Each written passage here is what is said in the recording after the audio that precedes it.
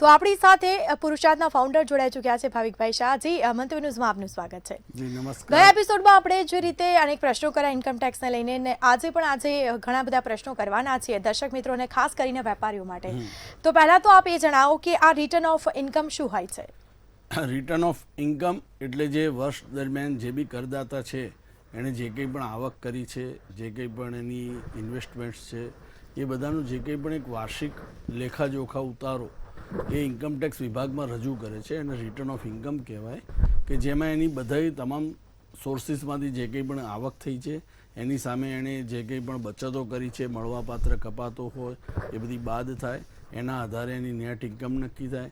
Net income ઉપર જે કંઈ પણ ભરવાપાત્ર ટેક્સ છે એ એણે કેવી રીતે ભર્યો છે, કેટલો TDS કપાયો છે, કેટલો એણે એડવાન્સ ટેક્સ ભર્યો છે, જે કંઈ પણ સેલ્ફ એસેસમેન્ટ ટેક્સ ભર્યો હોય, આ બધી જે કંઈ પણ વિગતો રજૂ કરે છે એના નિયત ફોર્મમાં ઇન્કમટેક્સ ડિપાર્ટમેન્ટ દ્વારા એના માટે નિયત ફોર્મ નક્કી કરવામાં આવેલા છે. ITR 1 થી ITR 7 સુધીના. એ 1, 2, 3, 4, 5, 6, 7 જે 1 થી 4 ઇન્ડિવિજ્યુઅલ માટે હોય છે, 5 નંબર ભાગીદારી પેઢી માટે હોય છે, 6 નંબર કંપનીઓ માટે હોય, 7 નંબર ટ્રસ્ટ ને એના માટે હોય છે. તો આ જે નિયત ફોર્મમાં એનું આવકનું જાવકનું જે કંઈ પણ લેખાજોખા નક્કી કરવામાં આવે છે એને રિટર્ન ઓફ ઇન્કમ કહેવામાં આવે છે. બિલકુલથી. તો હવે આ જે સેલ્ફ એસેસમેન્ટ ટેક્સ શું હોય છે તેના વિશે થોડી માહિતી આપશો. જેમ આપણે અગાઉ કીધું એમ કે ભાઈ જે બી કરદાતા પોતાની આવક જાવકના આધારે જે કંઈ પણ ટેક્સ નક્કી કરે છે, રિટર્ન ભરતી વખતે ટેક્સ પોતાની ગણતરીના આધારે, એટલે જે કંઈ પણ ઇન્કમટેક્સ ડિપાર્ટમેન્ટે સ્લેબ નક્કી કર્યા છે કે ભાઈ 4 લાખ સુધી ફ્રી છે, 4 થી 8 લાખ સુધી 5%, એ પ્રમાણે જે કંઈ પણ ભરવાપાત્ર ટેક્સ થાય છે એ જે ભરી દે છે રિટર્ન ભરતા સાથે સાથે, અને ત્યારબાદ એ રિટર્ન ફાઇલ કરે છે, એને સેલ્ફ એસેસમેન્ટ ટેક્સ પોતે જ નક્કી કરેલો, પોતે જ આકારણી કરેલો ટેક્સ કે જેના આધારે રિટર્ન ફાઇલ કરે છે, એને સેલ્ફ એસેસમેન્ટ ટેક્સ કહેવાય. બિલકુલથી. તો આ જે એડવાન્સ ટેક્સ હોય છે તે ક્યારે ભરવો પડતો હોય છે? એડવાન્સ ટેક્સ જ્યારે કોઈ પણ કરદાતાને એવું હોય કે ભાઈ મારી આવક વધારે છે અને એની ઉપર ભરવાપાત્ર ટેક્સ 10,000 રૂપિયા કરતાં વધારે છે, જો એ સિનિયર સિટીઝન નથી તો એણે એડવાન્સ ટેક્સ ભરવાની જવાબદારી આવે છે. અધરવાઇઝ એની ઉપર 234A(b) કલમ મુજબ વ્યાજ પણ લાગે છે. હવે એડવાન્સ ટેક્સ ક્યારે ભરવો જોઈએ કે જ્યારે એની વર્ષ દરમિયાન 4 હપ્તા હોય છે, 15 જૂન, 15 સપ્ટેમ્બર, 15 ડિસેમ્બર અને 15 માર્ચ. આવી રીતે 4 હપ્તા દરમિયાન એણે ટુકડે ટુકડે ટેક્સ ભરવાનો છે, જેની ટકાવારીના પર્સન્ટેજના આધારે, કે એને વર્ષ દરમિયાન કેટલી ઇન્કમ થવાની છે એની એસ્ટિમેટેડ, અને એની ઉપર એને કેટલો ટેક્સ ભરવાનો છે. જો એનો TDS કપાઈ જતો હોય, કોઈ વ્યક્તિ જે 40 લાખ પગાર છે એને 10 લાખ ટેક્સ ભરવાનો છે પણ એનો TDS ઓલરેડી ડિડક્ટ થઈ જવાનો છે, તો એણે એડવાન્સ ટેક્સ ભરવાની જવાબદારી નથી થતી. પણ જો એનો TDS નથી કપાતો, એણે કેશમાં ટેક્સ ભરવાનો આવશે તો એણે એડવાન્સ ટેક્સ ભરવો પડશે. એ એડવાન્સ ટેક્સ નહીં ભરે તો એને વ્યાજ વધારે પડતું લાગશે જ્યારે રિટર્ન ભરશે, સેલ્ફ એસેસમેન્ટ ટેક્સ ભરશે ત્યારે. એટલે વર્ષ દરમિયાન જ્યારે વર્ષ પૂરું નથી થયું, જેમ કે અત્યારે નાણાકીય વર્ષ 25-26 ચાલે છે, જે 31 માર્ચ 26 પૂરું થશે, એ પહેલાં જે કંઈ પણ આપણે ટેક્સ ભરીએ એ એડવાન્સ ટેક્સ કહેવાય. 1 એપ્રિલ 26 પછી ચાલુ નાણાકીય વર્ષ માટે જે બી ટેક્સ ભરીશું એ સેલ્ફ એસેસમેન્ટ ટેક્સ કહેવાશે. બિલકુલથી. તો આ જે ડિફેક્ટિવ રિટર્ન હોય છે તે શું હોય છે તેના વિશે થોડી માહિતી આપશો. જ્યારે કરદાતા દ્વારા જે બી ITR ફોર્મ રજૂ કરવામાં આવે છે ત્યારે એમાં કોઈ ડિફેક્ટ રહી જાય, જેમ કે TDS કપાયો છે, TDSમાં જે 26 ASમાં ઇન્કમ ઓફર થઈ હોય, આપણે રિટર્નમાં શો કર્યું હોય, એ બે વચ્ચે મિસમેચ હોય, કે TDSની ફિગર્સમાં મિસમેચ હોય, કે એવી અનેક ઘણી બધી મિસ્ટેક્સ હોય છે, નામમાં મિસમેચ હોય, તો આવી બધી મિસમેચોના કારણે રિટર્ન ડિફેક્ટિવ થાય, જેના અંતર્ગત 139(9) એસેસિંગ ઓફિસર કરદાતાને નોટિસ આપે છે કે ભાઈ તમે આ જે રિટર્ન ભર્યું છે એમાં તમારી આ પર્ટિક્યુલર મિસ્ટેક છે કે તમે અધર સોર્સમાં ઇન્કમ બતાવીએ, ખરેખર આ બિઝનેસ ઇન્કમ હોવી જોઈએ, તો એનું એક્સપ્લેનેશન રજૂ કરો. અને જો તમને લાગે છે કે બરાબર જે આ ડિફેક્ટિવ રિટર્ન છે તો એનું કરેક્ટેડ રિટર્ન સબમિટ કરો કે જેથી આગળ પ્રોસેસમાં લઈ શકે. હવે જો કરદાતા દ્વારા આની સામે કોઈ રિપ્લાય નથી આપવામાં આવતો તો એસેસિંગ ઓફિસર જે કંઈ પણ લીગલી થતું હોય એ પ્રમાણે રિટર્ન એકવાર પ્રોસેસ કરી દે અને 143(1) ઓર્ડર ઇસ્યુ થઈ જાય. બિલકુલથી. તો હવે આ જે પેનલ્ટી અને ખાસ કરીને ટેક્સ જે છે તેમાં શું તફાવત હોય છે? પેનલ્ટી અને ટેક્સ. તો પેનલ્ટી એ જ્યારે ટેક્સ નથી ભરતા તમે એની ઉપર લગાવવામાં આવે કે તમે કોઈ પણ જાતની કર ચોરી કરતા પકડાવો કે કાયદા વિરુદ્ધનું કોઈ પણ કામ કરતા પકડાવો તો દેટ ઇઝ કોલ્ડ પેનલ્ટી. જ્યારે ટેક્સ એ લેજિટિમેટ તમારી ઇન્કમ છે એની ઉપર જે તમારે ભરવાનું થાય છે ટેક્સ, કે જે ખરેખર તમારે ભરવાનો છે, તો એ ટેક્સ ગણવામાં આવે છે. બિલકુલથી. તો હવે આ જે ક્રાઇમ પ્રોસીડ્સ ગુનાખોરીના ધંધાની આવક શું ગણવામાં આવતી હોય છે? ક્રાઇમ પ્રોસીડ્સ એટલે જ્યારે કોઈ પણ વ્યક્તિ લેજિટિમેટ બિઝનેસ કરે છે તો એ તો બરાબર છે કે એનો કાયદેસરનો ધંધો છે, ઘઉં ચોખા વેપારી છે, કરિયાણાનો ધંધો કરે છે કે હોટલ રેસ્ટોરન્ટ છે, તો આ એક લેજિટિમેટ બિઝનેસ થયો, એની ઉપર તો એ ટેક્સ ભરશે જ. પણ કોઈ વ્યક્તિ ક્રાઇમ કરે છે, ગુનાખોરીનો ધંધો કરે, એની આવક જ ગુનાખોરીની છે, તો પણ એણે એની ઉપર એ બિઝનેસ એણે શો કરવો પડશે કે આ મારો ઇલીગલ બિઝનેસ છે, આ મારો દારૂ જુગારનો અડ્ડો છે કે ગમે તે, હું ઇલીગલી આ કામ કરું છું અને ઇલીગલ કામમાંથી હું આટલા રૂપિયા કમાયો અને એની ઉપર હું ટેક્સ ભરું છું. એટલે ઇલીગલ બિઝનેસની પણ ઇન્કમ એ ઇન્કમ ટેક્સ માટે તો ઇન્કમ જ ગણાશે અને એની ઉપર જે બી પ્રવર્તમાન રેટ હોય ટેક્સના એ ટેક્સ પ્રમાણે એણે ટેક્સ ભરવો જ પડશે. બિલકુલથી. તો આ જે શૂન્ય કૂપન બોન્ડ હોય છે એ શું હોય છે?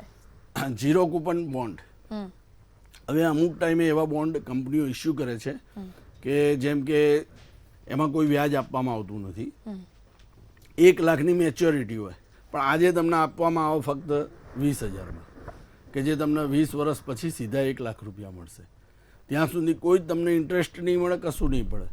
જેમ કે સરદાર સરોવર નિગમે પણ આવા પહેલાં જ્યારે સરદાર સરોવર બંધ બન્યો એ વખતે પૈસાની જરૂર હોય એટલે એ આવા બોન્ડ બહાર પાડે કે જેમાં ઇન્ટરેસ્ટ કશું નથી મળતું, પણ મેચ્યોરિટી વખતે ઇન્ટરેસ્ટની બદલીમાં એક સાથે રકમ મળે છે, એટલે ઝીરો કૂપન બોન્ડ કહેવામાં આવે.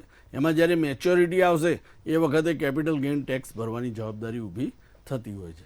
બિલકુલથી. તો આ જે ઇન્ફ્રાસ્ટ્રક્ચર કેપિટલ કંપની શું હોય છે?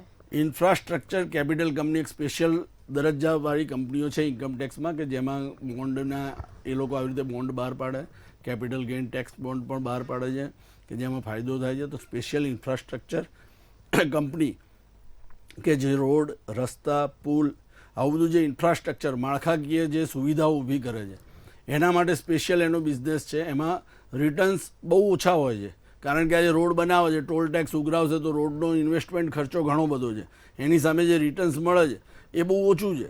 તો એના માટે આ કંપનીઓમાં ઇન્વેસ્ટમેન્ટ કરવા ઉપર સ્પેશિયલ ટેક્સ બેનિફિટ મળતા હોય. એટલે આવા સ્ટેટસ મેળવવા માટેની પણ એક હરીફાઈ છે અને એ સ્ટેટસવાળી કંપનીઓને આ સ્પેસિફિક બિઝનેસમાં ઇન્વોલ્વ હોવું જરૂરી છે. બિલકુલથી. તો હવે આ જે પરસ્પર જે સંસ્થા હોય છે એ શું હોય છે તેના વિશે થોડી માહિતી. મ્યુચ્યુઅલ બેનિફિટ એસોસિએશન, પરસ્પર સંબંધવાળી સંસ્થા, કે એમાં કોઈ એક વ્યક્તિ માલિક નથી પણ બધા સભ્યો છે. જેમ કે રાજપથ ક્લબ, તો રાજપથ ક્લબના માલિક કોણ? તો એના જે કંઈ પણ બધા સભ્યો છે એ સભ્યો જ પોતે માલિક છે. સભ્ય પોતે દાખલ ફી ભરે છે, એ દાખલ ફી ભરશે એટલે એ પોતે એનો સંસ્થાનો માલિક થઈ ગયો એક પર્ટિક્યુલર શેર પૂરતો, ભાગ પૂરતો. તો એ દરેક સભ્યો છે પોતાના બેનિફિટ માટે સંસ્થા ચલાવે છે. બધાની સહિયારી માલિકીની એ સંસ્થા થાય છે, કોઈ એક સભ્યની માલિકીની સંસ્થા નથી. એ મ્યુચ્યુઅલ બેનિફિટ એસોસિએશન કહેવામાં આવે છે.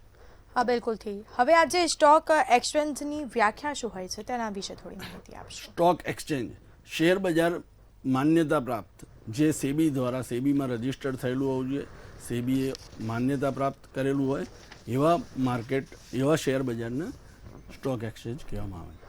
હા, બિલકુલથી. હવે આ જે ટ્રાન્સફર પ્રાઇસિંગનો અર્થ શું થાય છે? ટ્રાન્સફર પ્રાઇસિંગ કે એક વ્યક્તિ જ્યારે બીજી વ્યક્તિને જે કંઈ પણ વસ્તુ આપે છે એ ટ્રાન્સફર જે ભાવે આપે છે that is called transfer pricing. હવે આમાં 2 ટાઈપની ટ્રાન્સફર પ્રાઇસિંગ હોય છે, એક આર્મ્સ લેન્થ પ્રાઇસ અને બીજી રિલેટેડ પ્રાઇસ. તો આર્મ્સ લેન્થ પ્રાઇસ એટલે જે નોર્મલ કોર્સ ઓફ બિઝનેસમાં એક અનનોન વેપારી, એક અનનોન કસ્ટમરને, આજે આપણે સેલ્સ ઇન્ડિયામાં જઈને ઊભા રહ્યા અને આપણે કોઈ મોબાઈલ ખરીદ્યો તો સેલ્સ ઇન્ડિયા આપણને, કારણ કે આપણું કોઈ એ સગુવાલું છે નહીં, તો એ આપણને જે કંઈ ભાવે આપણને મોબાઈલ આપશે એ નોર્મલ આર્મ્સ લેન્થ પ્રાઇસ કહેવાય. આપણે એની પાસે ચર્ચા કરીશું, એણે 12,000 કીધા, આપણે 11,500 નક્કી કર્યો, તો એ આર્મ્સ લેન્થ પ્રાઇસ થાય.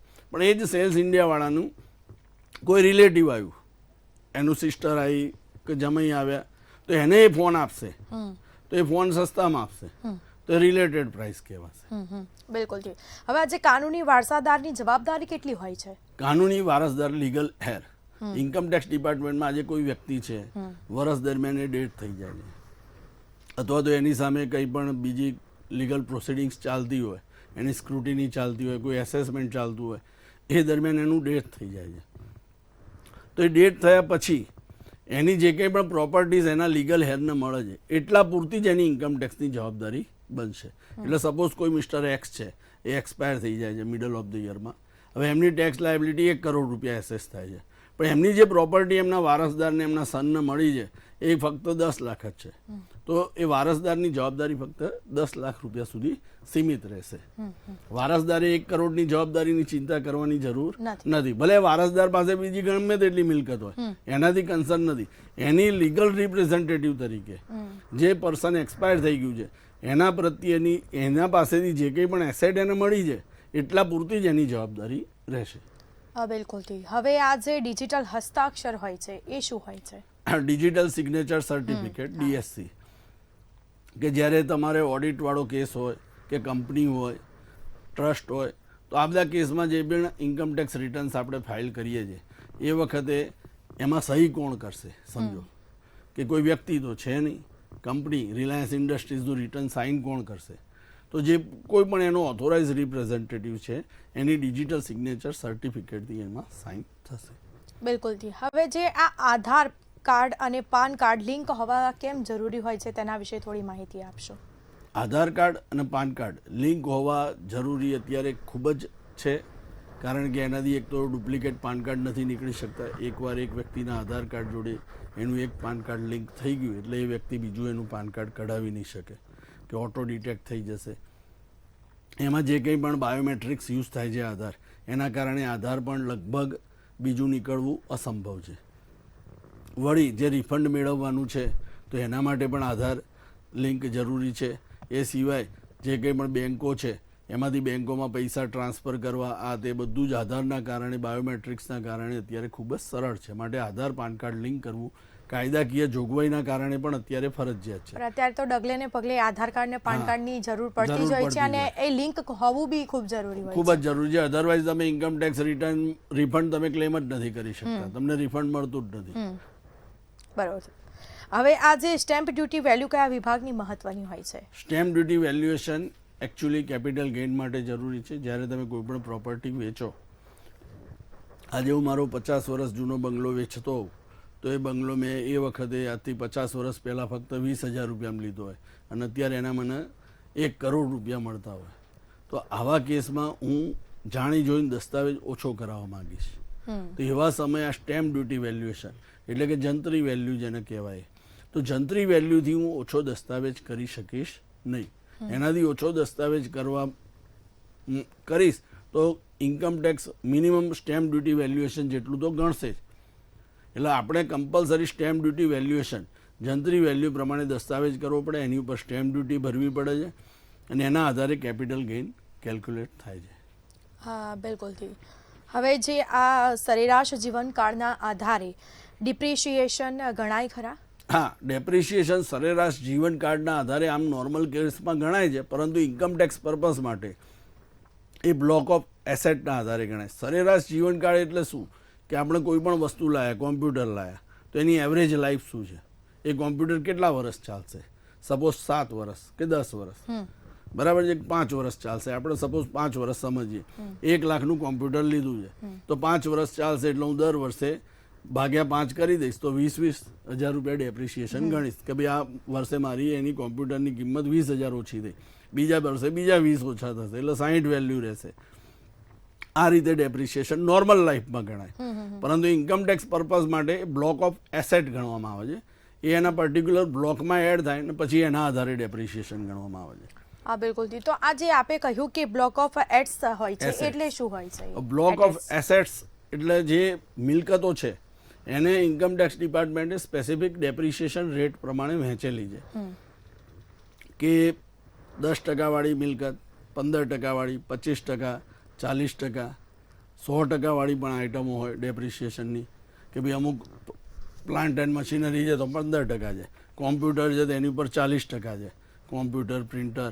હવે આજે તમે એક કોમ્પ્યુટર લાવ્યા એની ઉપર 40% ગણાશે, કાલ બીજું કોમ્પ્યુટર લાવશો તો એ બ્લોકમાં એડ થશે અને બ્લોકમાં એડ થઈને એના ઉપર ડેપ્રિશિએશન ગણાશે. સપોઝ આપણી પાસે 5 જાતના વ્હીકલ છે, મારુતિ છે, હોન્ડા સિટી છે, એક્ટિવા છે, આ બધી જ વસ્તુ ઉપર 15% ડેપ્રિશિએશન ગણાશે. હવે સપોઝ આ બ્લોકની વેલ્યુ, આ પાંચેય વસ્તુની કિંમત 12 લાખ રૂપિયા છે, તો એની ઉપર 15% ડેપ્રિસિએશન ગણાશે. હવે એમાંથી એક વસ્તુ આપણે વેચીએ છીએ તો એ વેચાણ કિંમત માઇનસ થઈ જશે, બાકી બ્લોક 0 નથી થતો, કારણ કે હજી 4 વસ્તુ તો પડી જ છે. એટલે હવે ભલે એક્ટિવા તમે વેચી મારો છો, એમાં તમને નુકસાન જાય છે, નફો જાય છે, ગણવામાં નહીં આવે અત્યારે, એની ઉપર ડેપ્રિસિએશન જ કન્ટિન્યુ થશે. બિલકુલથી. તો હવે આ જે કર ચોરી અને કર આયોજન વચ્ચેનો જે મુખ્ય તફાવત શું હોય છે? કર ચોરી અને કર આયોજન, ટેક્સ ઇવેઝન, કોઈ પણ વ્યક્તિ પોતાની આવક જ છુપાવે કે મેં મકાન ભાડે આપ્યું અને ભાડાની આવક જ શો નથી કરતો, બરોબર છે, તો એ કર ચોરી થઈ ગઈ. પણ જો મારી પ્રોપર્ટી જોઈન્ટમાં છે, હું રેન્ટ ઇન્કમ બીજા જોઈન્ટ ઓનરને અપાવું છું, જોઈન્ટ શેરમાં આપું છું કે ભાગ પાડું છું જોઈન્ટ ઓનર્સ વચ્ચે, તો એ કર આયોજન છે. હું હાઉસિંગ લોન લઈને મકાન લઉં છું અને પછી રેન્ટ ઉપર આપું છું, જેથી મને ઇન્ટરેસ્ટ એક્સપેન્સીસ માઇનસ થાય, તો એ ટેક્સ પ્લાનિંગ કહેવાય.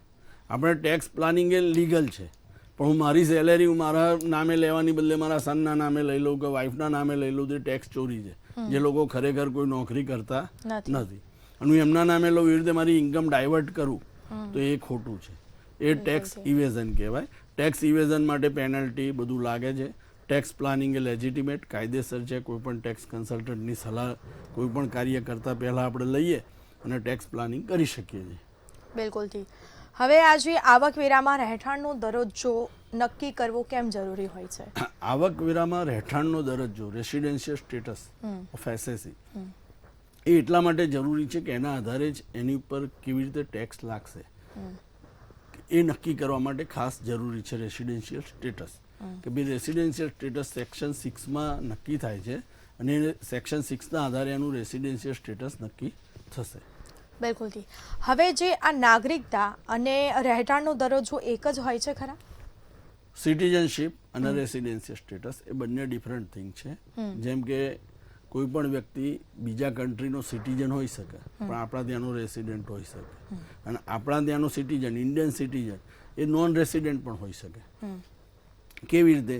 તો સપોઝ કોઈ પણ ફેમસ વ્યક્તિ છે, સચિન તેંડુલકર, હવે એ ભલે ઇન્ડિયન સિટીઝન છે, પણ એ જો ભારતમાં 182 દિવસ કરતાં ઓછા દિવસ રહેલો હોય તો એ નોન રેસિડેન્ટ થઈ જશે. એવી જ રીતે કોઈ પણ ફોરેનનો સિટીઝન છે, એ કોઈ પણ કારણસર ઇન્ડિયામાં આવે છે અને વધારે દિવસ રહે છે 1 વર્ષ દરમિયાન, તો એ રેસિડેન્ટ થઈ જશે, ભલે નોન સિટીઝન છે. કારણ કે 182 દિવસ કરતાં વધારે પ્રીવિયસ યરમાં જો તમે ભારતમાં રહ્યા તો તમે રેસિડેન્ટ થઈ ગયા. આવી એક કન્ડિશન છે. હા, બિલકુલથી. હવે આ જે રહેઠાણનો દરજ્જો છે એ કઈ કલમ હેઠળ નક્કી કરવામાં આવતો હોય છે? રહેઠાણનો દરજ્જો કલમ 6 હેઠળ નક્કી કરવામાં આવે છે. હા, બિલકુલથી. અને આ જે વ્યક્તિગત કરદાતાના કેટલા પ્રકાર હોય છે તેના વિશે થોડી માહિતી આપશો? રહેઠાણના દરજ્જાના આધારે વ્યક્તિગત કરદાતાના 3 ભાગ પાડવામાં આવે છે. એક તો રેસિડેન્ટ એન્ડ ઓર્ડિનરી રેસિડેન્ટ, એટલે રહીશ અને સામાન્ય રહીશ. બીજું છે resident but not ordinary resident, એટલે રહીશ ખરો પરંતુ સામાન્ય રહીશ નથી. અને ત્રીજું છે નોન રેસિડેન્ટ, કે ભાઈ જે બિન નિવાસી ભારતીય છે. બિલકુલથી. તો હવે આ જે રહેઠાણનો દરજ્જો હોય છે તે કયા સમયગાળા માટે નક્કી કરવામાં આવે છે? એ દરેક પાછલા વર્ષ માટે, એટલે એસે ફાઇનાન્શિયલ યર માટે એ નક્કી કરવામાં આવે કે ભાઈ જેમ કે અત્યારે ફાઇનાન્શિયલ યર 25-26 ચાલુ છે, તો એમાં હું ભારતમાં કેટલા દિવસ રહ્યો છું એના આધારે મારું ફાઇનાન્શિયલ યર 25-26 માટે રેસિડેન્શિયલ સ્ટેટસ નક્કી થાય. જરૂરી નથી કે એ જ સ્ટેટસ મારું નેક્સ્ટ યર પણ કન્ટિન્યુ રહે. હું આ વખતે એનઆરઆઈ હોઉં, ક્યાંય મારા છોકરો ફોરેન રહેતો હતું, એના ત્યાં 6-8 મહિના રહેવા જતો રહ્યો, તો આ વર્ષે તો હું નોન રેસિડેન્ટ થઈ ગયો, પણ આવતી સાલ પાછો હું અહીંયા આવી ગયો રહેવા, અને આવતી સાલ હું 180 દિવસ કરતાં વધારે રહું છું, પાછો રેસિડેન્ટ થઈ ગયો. એટલે એવી રીતે દર સાલ મારું residential status for every previous year I have to calculate my resident in India or outside India, એના આધારે મારું નક્કી થશે રેસિડેન્શિયલ સ્ટેટસ. બિલકુલથી. હવે આજે નિવાસી બનવા માટેની પ્રથમ મૂળભૂત શરત શું હોય છે? નિવાસી બનવા માટે, રેસિડેન્ટ બનવા માટે સૌથી પહેલી પ્રથમ મૂળભૂત શરત એ જ કે ભાઈ મારું સ્ટે 182 દિવસ કે એથી વધારે હું ભારતમાં હાજર રહેલો હોવો જોઈએ. જો હું 182 દિવસ કરતાં વધારે ઇન્ડિયામાં રેસિડેન્ટ છું, રહ્યો છું, તો હું નિવાસી થઈ. કોઈ પણ વ્યક્તિ ફોરેનની પણ હોય, એ અહીંયા આવે છે અને 182 દિવસ ડોનાલ્ડ ટ્રમ્પ રહે આપણા ભારતમાં, તો એ પર્ટિક્યુલર યર માટે એ રેસિડેન્ટ ઓફ ઇન્ડિયા થઈ ગયા. પણ એ જે આપે કહ્યું કે એ એક જ વર્ષ માટે થાય? એક જ વર્ષ માટે, પછી સેકન્ડ યર માટે નથી રહેતા. ઓકે. તો એ નોન રેસિડેન્ટ થઈ ગયા પછી સેકન્ડ યર માટે. બિલકુલ પર્ટિક્યુલર એક વર્ષ માટે જ every year I have to calculate from my passport કે મારા આવા જવાના કેટલા દિવસો છે. કોઈ ઘણા જેમ આ બધા પ્લેયર્સ છે કે હીરો છે, શાહરૂખ ખાન છે, અમિતાભ બચ્ચન છે, બધા નેપાળમાં બી રહી આવ્યા કે ભૂતાન જતા રહ્યા, દુબઈ જતા રહ્યા. 182 કરતાં ઓછા દિવસ ભારતમાં સ્ટે કરશે એટલે નોન રેસિડેન્ટ થશે. બિલકુલથી. હવે આ બીજી મૂળભૂત ફરજ અને શરત શું હોય છે? હવે આ 182 દિવસ જેમ મેં કીધું, મોટી વ્યક્તિ છે તે તો હાથે કરીને ભારતની બહાર રહેશે, તો એના કારણે નોન રેસિડેન્ટ થઈ જાય. તો એમાંથી એ છટકબારીનો લાભ લેવામાં અટકાવવા માટે આ બીજી શરત રાખી કે જો તમારું ભારતમાં સ્ટે 60 કરતાં વધારે દિવસ છે, એટલે મારો સ્ટે 182 કરતાં વધારે છે તો હું રેસિડેન્ટ બની ગયો. બીજી શરત આવી 60 કરતાં વધારે છે અને 182 કરતાં ઓછા છે, હું 70 ડેઝ જ રહ્યો છું. તો ઓકે, એમાં બે કન્ડિશન આવે છે કે એક તો 60 કરતાં વધારે અને પાછલા બીજા 4 વર્ષમાં 365 દિવસ કરતાં વધારે થવા જોઈએ. સમજી ગયા? એટલે આજે ધારો કે 25-26 ફાઇનાન્શિયલ યરમાં હું 70 દિવસ રહ્યો, તો એની આગળના 4 વર્ષ મારે ગણવાના અને એમાં મારા જો 365 કરતાં વધ્યા તો હું રેસિડેન્ટ થઈશ, અધરવાઇઝ નહીં થવું. બિલકુલ. હવે આપે આજે આપણે સવાલ જવાબ કર્યા અને ઓલમોસ્ટ બધાને ખબર પડી જશે દર્શક મિત્રોને, પણ થોડી ઘણી ઇન્કમ ટેક્સને લઈને ટિપ્સ આપી દો દર્શક મિત્રોને. ઇન્કમ ટેક્સ માટે સ્પેસિફિકલી મેઇનલી મેં કીધું એમ કે તમારે કોઈ પણ તમારા ટેક્સ કન્સલ્ટન્ટ હોય એની, કારણ કે અત્યારે જૂની સ્કીમ, નવી સ્કીમ, આ બધું ઘણું બધું આમાં રેસિડેન્શિયલ સ્ટેટસમાં પણ ઘણા બધા કોમ્પ્લિકેશન આવી ગયા છે. તો એ બધી વસ્તુના કારણે તમારે ખાસ તમારા ટેક્સ કન્સલ્ટન્ટનું કોઈ પણ પ્રકારનું કાર્ય કરતાં પહેલાં એમને સલાહ સૂચન લઈ લેવી કે હું આ કરવા જઈ રહ્યો છું તો શું થશે આનું આગળ ઇમ્પ્લિકેશન. બિલકુલથી. તો ભાવિકભાઈ, અમારા દર્શક મિત્રોને સરસ માહિતી આપી. વેપારીઓને ઘણી બધી સમજને ગૂંચવણ હોતી હોય છે, દર્શક મિત્રોને અને વેપારીઓને, અને આપણે જે વાતચીત કરી તે બદલ આપનો ખૂબ ખૂબ આભાર અને દર્શક મિત્રોને માહિતી આપી તે બદલ આપનો આભાર. તો આ સાથે જ ઇન્કમ ટેક્સને લઈને ઘણા બધા સવાલ જવાબો હતા, ઘણી બધી ગૂંચવણો હતી, તેને અમે લોકોએ સોલ્વ તો કરી છે, પરંતુ હજી એવા ઘણા બધા સવાલ જવાબો બાકી છે. ફરી મળીશું નવા એપિસોડ સાથે. મને રજા આપશો. નમસ્કાર.